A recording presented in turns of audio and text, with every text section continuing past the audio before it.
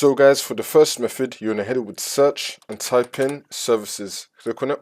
And then once you're on this, you're going to click on any service one time and then click on W on your keyboard. Now you're to find Windows Update. You're going to scroll down till you find Windows Update. Here it is. You're going to double click on it. Make sure you have the startup type on automatic and then click on start, which will now make the service status running. And then click on OK. Now you're going to click on restart. You want to restart the Windows Update service. See if that works for you. For the second method, you're going to head with search and type in check for updates. Click on it. And then once you're on this, you're going to click on check for updates. Make sure that your computer is fully up to date. For the next method, you're going to head with search and type in troubleshoot settings. Click on it. And then once you're on this, you're going to click on other troubleshooters. Now you're going to find Windows Update. Click on run. And then once this comes up, you're going to click on next.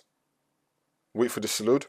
And then once that loads up, if it detects anything, it will try to fix it for you. For the next method, you're going to head with search and type in date and time settings. Click on it. And then once you're on this, make sure that your time zone is correct. Make sure that you have set time automatically turned on. Now you're going to scroll down and then click on sync now.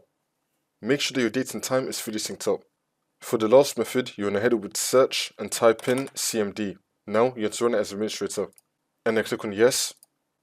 And then once this comes up, you're going to type in sfc /scan now and then click on enter. Then you want to run this scan. Wait for this to load.